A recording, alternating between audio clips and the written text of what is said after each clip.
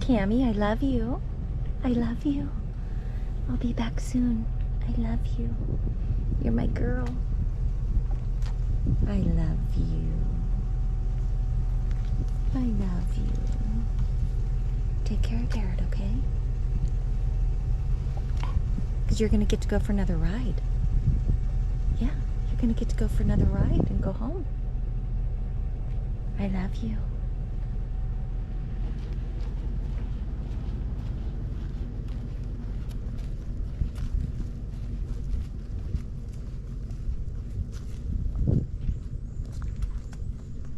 Taylor Mountain Overlook. Look how beautiful those views are. We're back on trail. Taylor Mountain Overlook.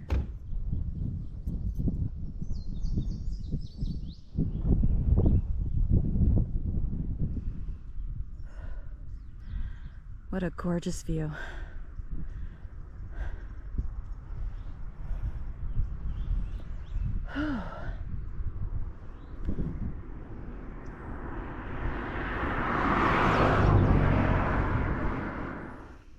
Taking a break right here at this beautiful scenery.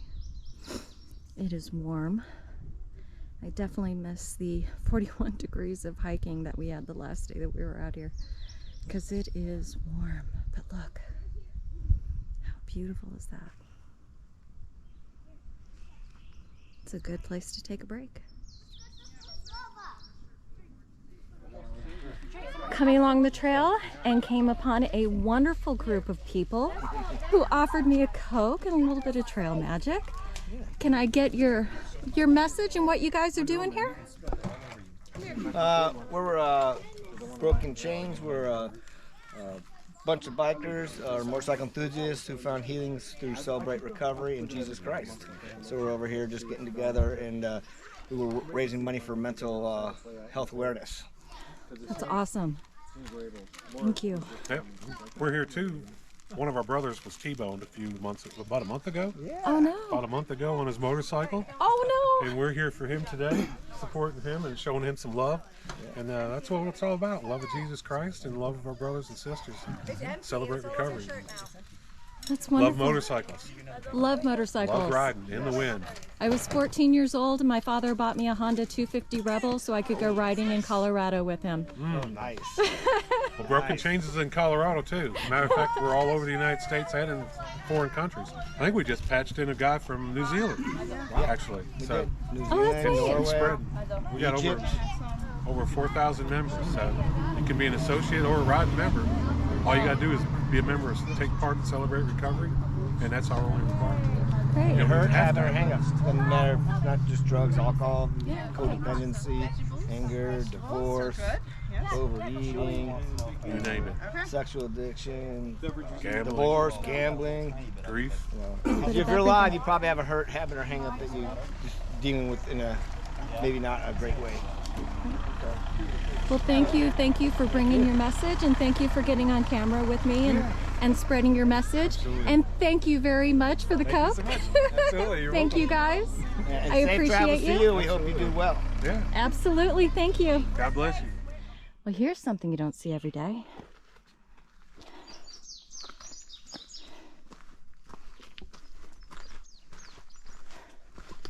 And of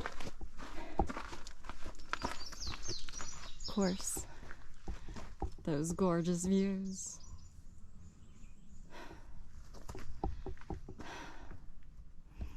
Yes, the little things in life that are just amazing.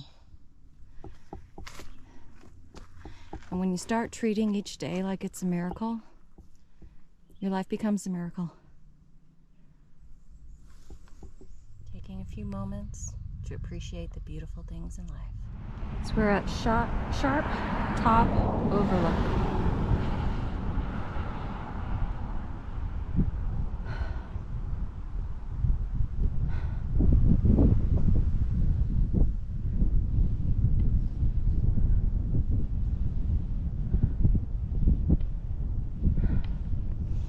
And it looks like some clouds are coming in.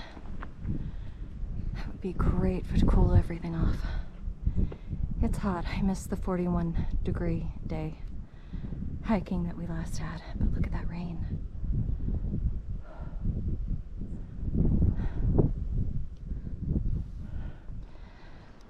So this is Mills Gap, elevation 2,435. The James River view, 1,585 feet below.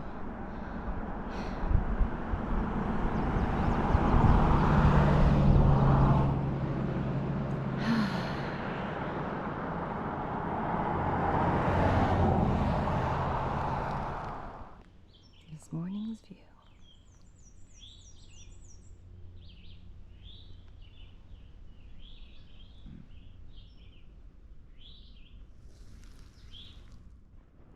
Check out my journey this morning. Look how pretty this is. Last night I got up to the campsite and it was so hot. It took me forever to make it up the hill to the campsite. I was never so happy to get in my tent. And as soon as I did, it started lightly raining. And it was beautiful.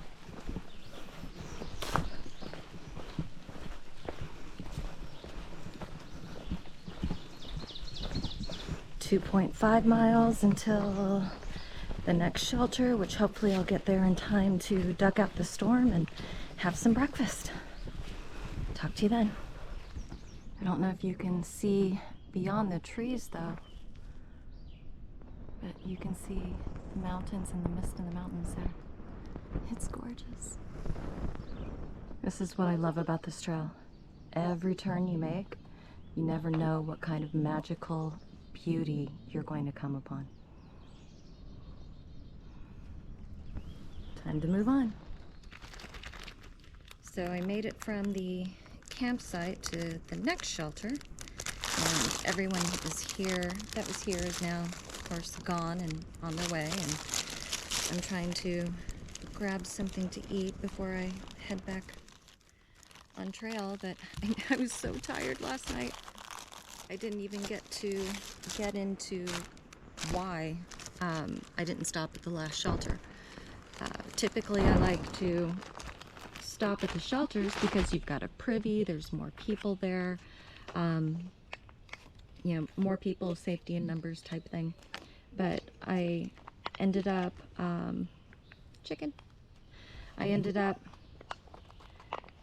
going to the last shelter, which was about 1/4 of a mile off trail, downhill, to get water last night.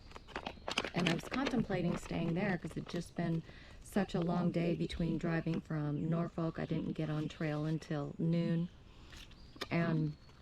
But there was this guy that I had passed in the section where there was trail magic, and he was sitting on the ground, and you know, while I was filming everyone, and he was there at the shelter. He had passed me up and was there at the shelter, and there's just something that was just so completely off. He was saying he was doing the trail going northbound, that he went back to Roanoke last night and walked all night to get here. And then in another story, he told me he had hitched all the way here to the Gap and then got back on trail. I mean, hardly had anything in the way of supplies, which was just kind of weird. And it was just off. It was just really off. So I decided I definitely wasn't going to stay there and just kept going and made it to the campsite right as it was getting dark. But last night, I think I I was so tired from doing that incline that I just like literally just like passed out for a while as soon as I got my tent up. I hadn't even blown up my sleeping pad, any of that. I just laid out my closed cell foam pad and just laid on it and just like passed out for like 20 minutes. But I kind of passed back and forth a guy named Alleycat who is doing the trail, and he happened to be setting up there. So it was nice to have this really, you know, to be in this really secluded campsite, but yet with another person too, which was cool. And his wife, I could hear her on the phone, his wife was happier that there was another person that was there too. So that was good. But I did make it here to the shelter, and hopefully I'll have a time to get a bite to eat. There is a line of thunderstorms that are coming through. It shouldn't take long to come through, but hopefully I'll be here when they do. And if not, I'll throw on the rain gear. Most of my stuff is pretty much waterproof anyway. I'll just throw on the rain gear and keep going. See you soon. So this down below this is Buchanan Overlook. And it overlooks the town of Buchanan down below. Downhill from here for a while. And this is your only water source for the next few miles. You take advantage. And you know what else? Because I have water, I'm gonna have clean socks for tomorrow. Yay! Guys, I'm so excited. I now have 3 liters of water. We are good to go for the next incline. And this just made my day. I know it's the little things, but yeah. So this is Jennings Creek. Also a very popular swimming hole, which is why you can't really get water here. But God, it's beautiful. I would love to have a campsite down here and just sleep by it and just enjoy this. So this is the Bryant Ridge Shelter, and this is probably one of the coolest shelters that are on the AT. This is one of the few that is a double-decker and sleeps a ton of people. Check this out.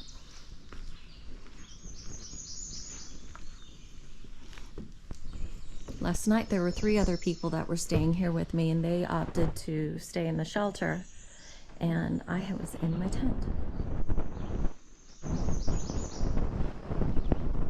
Big porch. Look at this. This is the first floor.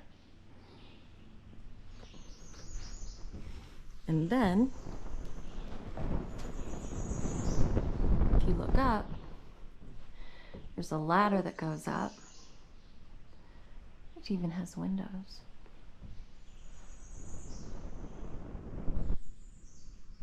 One of the people that were staying here stayed upstairs. The other 2 stayed down here at the first floor. And this is probably one of the best sites, because right down here, there's this beautiful creek that runs through.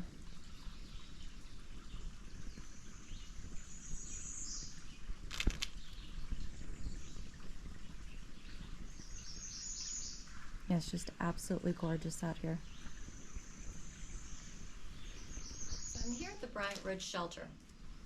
And this is actually where I'm going to be getting off trail. When I decided to do the Appalachian 300, it was with the intent that this was going to be my shakedown for the Colorado Trail, and hopefully raise some money in the process too. So when I chose this particular section, the reasons that I chose it was, one, it was accessible by Amtrak. I could take the Amtrak to Roanoke and hike through to Harper's Ferry, take the Amtrak back to Norfolk via DC. And this particular section, I just happened to choose one of the most challenging sections. The Appalachian Trail is either straight up or straight down for the most part. And the past couple of summits that we've been doing on these hills are just harsh. They're no joke. So rewind just a little bit back to February of 2020. We were stationed in Rhode Island, There was this flu that was going through the war college that was just knocking people out just left and right. And at one point they were actually thinking about closing classes for a little while because so many people were out. My husband got sick and it knocked him on his butt. And I kept saying, you know, you can't get me sick. You cannot get me sick. I have to leave at the end of February. I was going back down to Norfolk to take our house back over so that our renters were moving out and we were hopefully going to be moving back into it. At the minimum, my son was stationed in Norfolk and we were going to move him from one of the cottages into the house to take care of it. And at that time we were supposed to be going to Japan. As we know, things always change. So as I'm on my way down from Rhode Island down to Norfolk, I was in New Jersey and all of a sudden I started feeling just really badly. And by the time I got down to Norfolk, I was in just really bad shape. And having to move Garrett out of the cottages into the house, I remember just being totally out of breath, just coming up a set of stairs trying to move stuff. And everybody kept looking at me, "Are you okay?" And I'm like, "No, I'm not." A few days later, it wasn't long before I was absolutely in bed. I was diagnosed with, at the time, with pneumonia. And I couldn't even hold a conversation. It took me 4 breaths of trying and just only being able to get a couple of words out at a time, just to even finish a sentence. Literally, I'd have to stop 4 times and breathe just to finish a sentence. They treated me several times, nothing responded. We think it was COVID because at the time we didn't know, there weren't even tests available. But it knocked me on my ass for a month. And what was turned into what was supposed to be a 2-week trip down to Norfolk ended up being what I call our COVID deployment. Rhode Island shut down its state borders. I couldn't get back into Rhode Island. Marty couldn't leave Rhode Island and come down to Norfolk at the time, and so that was our COVID deployment. It was literally 6 months again before we were pretty much in the same spot. So fast forward to today, or to this trip, there's been a lot of serious inclines. Our first series of inclines that we had switchbacks with Garrett with me, yeah, that sucked, but we made it through. The next set, after I went back, switched out gears, some of my gear came back, and the next incline that I did, it was only a 700-foot incline. It was at the end of the day. I was hot, I was tired, it was killing me. And I had to keep stopping because I couldn't breathe.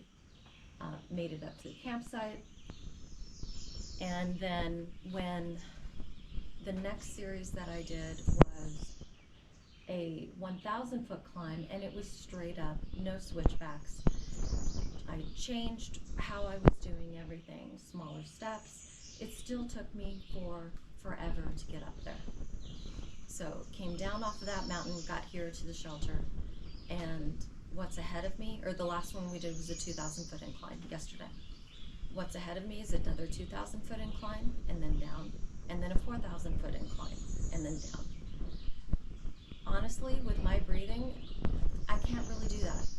And this was supposed to prep me for the Colorado Trail, and the inclines are not like that. There's a lot of ridge walking, and my focus for this trail was to also focus on my speed because I'm planning on doing 20 miles a day for Colorado, which is easily doable with the terrain that's there. The terrain that's here, it just isn't possible. I picked one of the hardest sections to do a shakedown in, and that was also part of my mistake too. Will I come back out on trail on the Appalachian? Yeah, absolutely. I'm just not going to make myself time it or work for anything in particular, and I'm going to be a little more choosy about the sections that I do too. But today is where I'm actually going to be saying goodbye to the Appalachian Trail for now. And there's a little, I have one way out, and I'm going to take it instead of doing that 2,000-foot climb and then that 4,000-foot climb. So I'm going to get back, clean out all my gear. We'll probably do some other hiking trips and some kayaking trips in between. but I'm gonna get ready for Colorado in July. And that was my whole purpose for being here, actually. So thanks for following me along this particular journey, and I'll see you on some of the other journeys that are coming up, especially for Colorado. Bye. All right, this is where we say goodbye to the AT. There's a sign for the Bryant Ridge Shelter.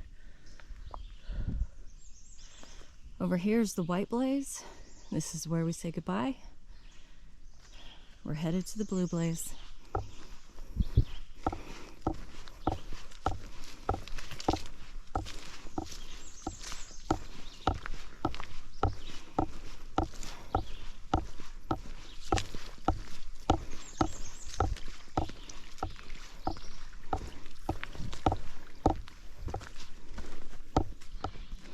So I've already been asked by one person, if I leave the AT, do I see that as quitting? Do I see that as not achieving the goals that I set out to? Absolutely not. This trip was a total win for me. One of the main reasons that I set out on this trek too, in preparation for the Colorado Trail, is I wanted to make sure with the titanium fusion that I had that I could backpack again. Is my pack going to be sitting on that fusion? Is it going to be wearing down through the muscles with the pressure on it? Is it going to put more pressure on the rest of my body to make up for it? And the answer is, even though everything else hurt on my body at one point or another along this trip, and I had to switch out my pack once, I now have the perfect pack to go backpacking in. And this is one more thing that a doctor told me I would never be able to do again. And I'm proving them wrong. So I see this as a total success. And I also see it as a lesson that wherever I want to go, the road can take me. And for that, I'm super excited. And this is Sadie. Sadie, you're gonna fall asleep. Hi, sweet girl. And Cammie's gonna be mad at me because I just shared the last bite of my hamburger with Sadie. So I'm sure I'm gonna get the looks when Cammie arrives here to pick me up. It was wonderful to meet you, Miss Sadie. Happy trails. I also met Magic Mike and Rooster, 2 of 10 of a group from Warrior Expeditions that began to through hike the Appalachian Trail in Springers Mountain, Georgia. They were gifted all of the gear that they needed by Warrior Expeditions to through hike the entire Appalachian Trail. It was such a treat to hear about their stories of how they came to be on the trail, and I'm really looking forward to following them on their journey as they reach Maine. I also came away from my adventures with being gifted my trail name. I'd been meeting up periodically with a certain group of hikers along the way. I was hiking when a deer started walking right up to me, and I was talking with it. And one of the hikers came up around the bend and scared it, and it ran away. I was in another section talking with a hiker when a hummingbird flew right up to me, and I said hello. On another section, a bird landed right on my pack, and I said hello before it flew away. I also stopped hikers on the trail to move a caterpillar off the trail so it wouldn't get squished. Sadie, the hiking dog, had come right up to me, and her parents said she didn't come up to anyone. And of course, I sing when I hike. Popsicle looked at me and said, "That's it. That's your trail name."